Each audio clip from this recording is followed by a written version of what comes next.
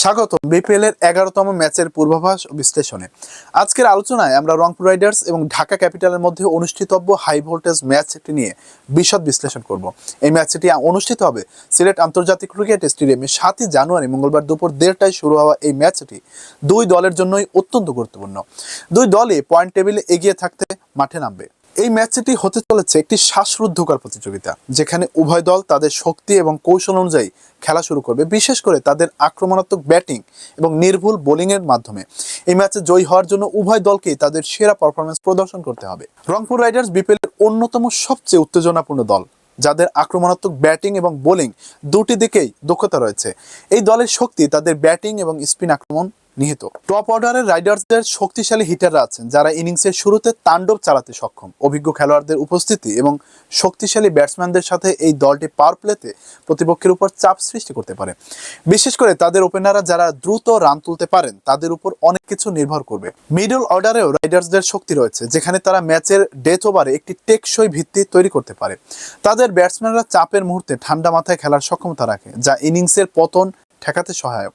Rangpur Riders সাধারণত শক্তিশালী spin আক্রমণ ব্যবহার করে, যা সিলেটের পিচে একটি গুরুত্বপূর্ণ সুবিধা হতে পারে। তাদের স্পিনাররা বল ঘুরিয়ে দিয়ে মিডল ওভারগুলিতে রান আটকাতে সক্ষম। তবে রাইডার্সদের পেস আক্রমণও তীব্র, বিশেষ করে পাওয়ার প্লে এবং মৃত্যু ওভারে তারা ভাঙচুর করতে সক্ষম। এদিকে ঢাকা ক্যাপিটাল হলো একটি দল যা তরুণত্ব এবং অভিজ্ঞতার মিশ্রণ নিয়ে গঠিত। দলটি তাদের অলরাউন্ডারদের এবং ব্যাটিং লাইন আপের গভীরতার উপর নির্ভর করে প্রতিপক্ষকে পরাস্ত করতে চাইবে। ঢাকা ক্যাপিটালের ওপেনিং জুটি শক্তিশালী, যারা পাওয়ার প্লেতে আক্রমণাত্মক ব্যাটিং করতে পারে।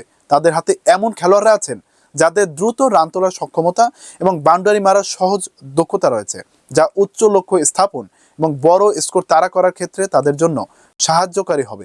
ঢাকার মিডল এবং লোয়ার মিডল অর্ডারও খুবই শক্তিশালী, বিশেষ করে শেষের দিকে রান তোলার ক্ষমতা তাদের একটি বিপজ্জনক দল বানায়। তারা মরশুমের শেষ ওভারে রান তোলার জন্য প্রসিদ্ধ এবং সেটি এক শক্তিশালী সুবিধা। ঢাকা ক্যাপিটালের পেস বোলিং আক্রমণও শক্তিশালী, যাদের ইয়র্কার, বাউন্সার এবং স্লো বলের মিশ্রণ প্রতিপক্ষের ব্যাটসম্যানদের বিভ্রান্ত করতে সক্ষম।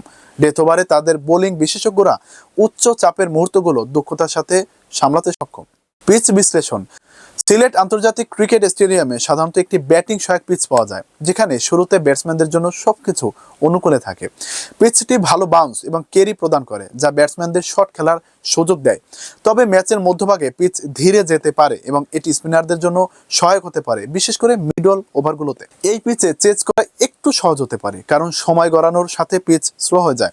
তাই যে কোনো দল যদি বড় স্কোর রেখে পরে ব্যাট করতে চায়, তবে তাদের পরিকল্পনাগুলো হতে হবে সঠিক। আবহাওয়া বিশ্লেষণ। সিলেটের জানুয়ারি মাসের আবহাওয়া সাধারণত মৃদু থাকে এবং পিচে কিছু আর্দ্রতা থাকতে পারে, যা স্পিন সহায়ক হতে পারে। যদি পিচে কিছু আর্দ্রতা থাকে, তবে প্রথম দিকে পেস বোলাররা কিছু সুবিধা পেতে পারে।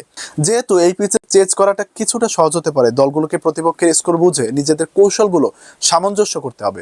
আবহাওয়া মোটামুটি শীতল থাকার কারণে খেলোয়াড়দের জন্য একটি আদর্শ পরিবেশ থাকবে। ম্যাচ পূর্বাভাস। রংপুর রাইডার্স তাদের শক্তিশালী ব্যাটিং এবং স্পিন আক্রমণের কারণে কিছুটা এগিয়ে থাকতে পারে, বিশেষ করে একটি পিচে যা স্পিনারদের সহায়ক। তবে ঢাকা ক্যাপিটালও একটি শক্তিশালী এবং ভারসাম্যপূর্ণ দল, যারা ডেথ ওভারে বিশেষভাবে শক্তিশালী। এখন পর্যন্ত রংপুর রাইডার্স তাদের প্রতিদ্বন্দ্বীদের উপর কিছুটা প্রাধান্য পেয়েছে, কিন্তু ঢাকা ক্যাপিটাল তাদের অভিজ্ঞতা এবং অলরাউন্ড শক্তি দিয়ে প্রতিপক্ষকে চ্যালেঞ্জ জানাতে সক্ষম। এখন প্রশ্ন, কে জিতবে? রংপুর রাইডার্স জয়ী হতে পারে, তবে এটি একটি খুবই প্রতিদ্বন্দ্বিতাপূর্ণ ম্যাচ হবে, বিশেষত যখন উভয় দল মিডল ও ডেথ ওভারে খেলার ক্ষেত্রে নিজেদের কৌশল প্রয়োগ করবে। এই ম্যাচটি বিপিএলের একটি গুরুত্বপূর্ণ দ্বৈরথ হতে চলেছে। রংপুর রাইডার্স তাদের শক্তিশালী ব্যাটিং এবং স্পিন আক্রমণের মাধ্যমে ফেভারিট, তবে ঢাকা ক্যাপিটাল তাদের অলরাউন্ড এবং শক্তিশালী পেস বোলিং আক্রমণ দিয়ে চ্যালেঞ্জ জানাতে সক্ষম। এই ম্যাচে কৌশল এবং দলগত পারফরমেন্স খুবই গুরুত্বপূর্ণ হবে। রংপুর রাইডার্স বনাম ঢাকা ক্যাপিটাল কে জিতবে? কমেন্ট বক্সে আপনাদের মতামত মন্তব্য জানতে চাই।